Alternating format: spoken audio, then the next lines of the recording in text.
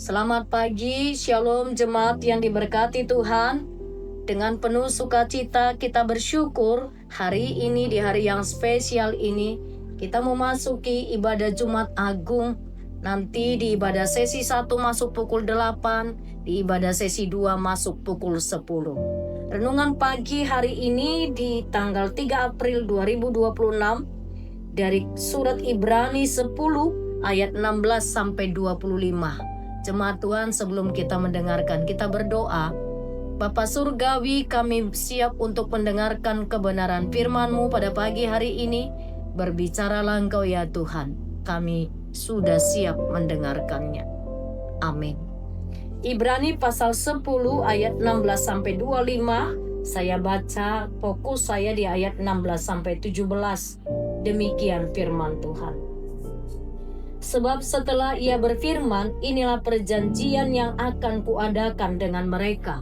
Sesudah hari-hari itu firman Tuhan lagi, aku akan menaruh hukumku di dalam hati mereka dan menuliskannya dalam akal budi mereka. Dan aku tidak lagi mengingat dosa-dosa dan pelanggaran mereka. Amin. Hidup dalam perjanjian baru. Itu yang menjadi tema firman Tuhan. Hidup dalam perjanjian baru. Jemaat yang terkasih, aku akan menaruh hukumku di dalam hati mereka dan menuliskannya dalam akal budi mereka. Ini adalah janji perjanjian baru.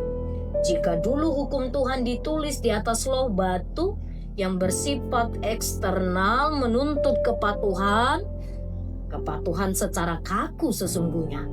Kini Tuhan mengerjakannya dari dalam keluar. Sekali lagi, Tuhan telah mengerjakannya dari dalam keluar. Jadi ada sebuah transformasi, bukan sekedar informasi. Tuhan tidak hanya memberi kita daftar aturan, tetapi mengubah keinginan hati kita sehingga kita ingin melakukan kehendaknya dengan kesadaran penuh. Sekali lagi, dengan kesadaran penuh. Sehingga hubungan pribadi atau ketaatan bukan lagi karena takut dihukum, melainkan respon kasih karena hukum itu telah menyatu dengan identitas kita.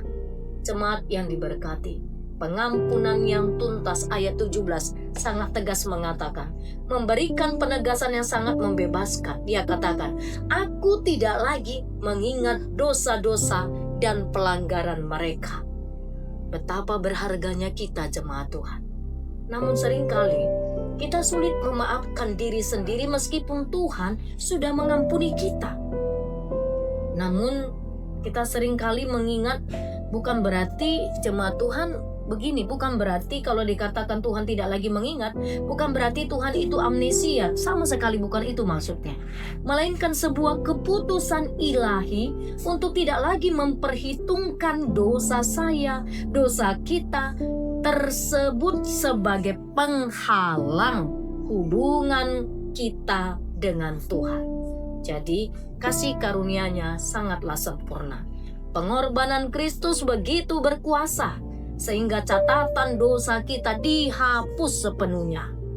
Kebebasan dari masa lalu kita tidak lagi didefinisikan oleh sebuah kegagalan masa lalu, melainkan oleh status baru.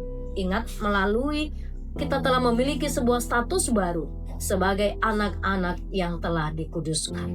Jadi secara singkat, intisari dari ayat 16-17 mengajak kita untuk hidup dengan penuh keyakinan kita memiliki Tuhan yang telah memulihkan batin kita dan yang telah menghapus beban masa lalu kita. Kita tidak lagi berjuang untuk mendapatkan penerimaan Tuhan. Kita tidak lagi berjuang untuk mendapatkan penerimaan Tuhan, melainkan hidup dari penerimaan yang sudah diberikannya secara cuma-cuma.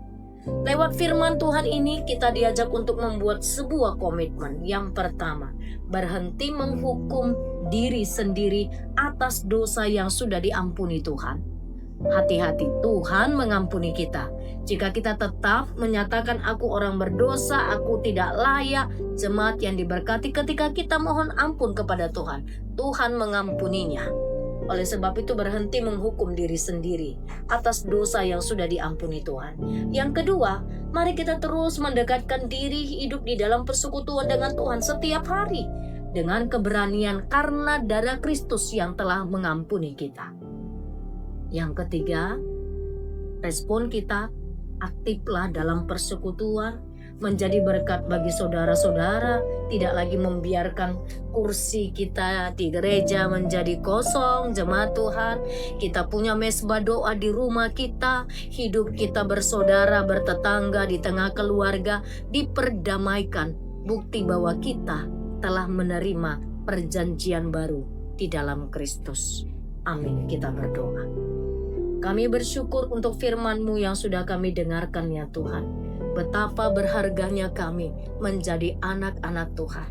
Orang yang telah menerima pembaharuan melalui kuasa Roh Kudus-Mu. Orang-orang yang telah hidup di dalam perjanjian baru karena kematian dan kebangkitan-Mu yang kami percaya menghapus segala dosa-dosa kami. Terima kasih untuk anugerah keselamatan yang kami sudah terima. Biarlah setiap kami menghidupi keselamatan itu secara nyata dalam kehidupan sehari-hari.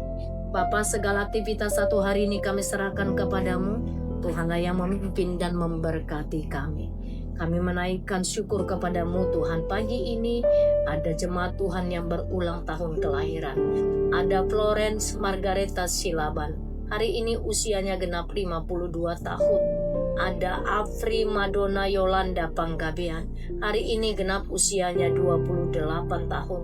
Ada Amang Sabar Gultom. Hari ini genap usianya 66 tahun. Ada Inang Rama Panggabean. Hari ini genap usianya 68 tahun. Bapa, bertambah usia mereka, bertambahlah kesehatan, bertambahlah damai sejahtera, sukacita, bertambahlah hati yang takut akan Tuhan. Berkatilah kehidupan jemaat-Mu yang berulang tahun pada hari ini. Kami terus membawa jemaat-Mu yang mengalami kelemahan tubuh. Ada Amang Arifin Nababan beserta dengan istri. Ada Amang Markus Siahaan. Ada Inang Hinsaboru Tambunan. Bapa, Engkau memberkati mereka. Engkau menjamah dan menyembuhkan mereka. Di dalam nama Tuhan Yesus, jamah dan sembuhkan mereka. Mohon belas kasih-Mu Bapa. Jamah dan sembuhkanlah mereka. Di dalam nama Tuhan Yesus. Terima kasih Bapa yang baik. Berkati juga hari ini kami akan melaksanakan ibadah Jumat Agung. Berkati seluruh pelayan Tuhan yang terlibat di dalam ibadah Jumat Agung hari ini. Engkau memberkati mereka di dalam pelayanannya. Engkau juga memberkati seluruh jemaat Tuhan. Bahkan kesiapan hati kami dengan sungguh menerima sakramen perjamuan kudus. Diperdamaikan dengan Tuhan dan sesama. Terima kasih Bapa yang baik. Terpujilah Engkau, di dalam nama Yesus kami berdoa. Amin.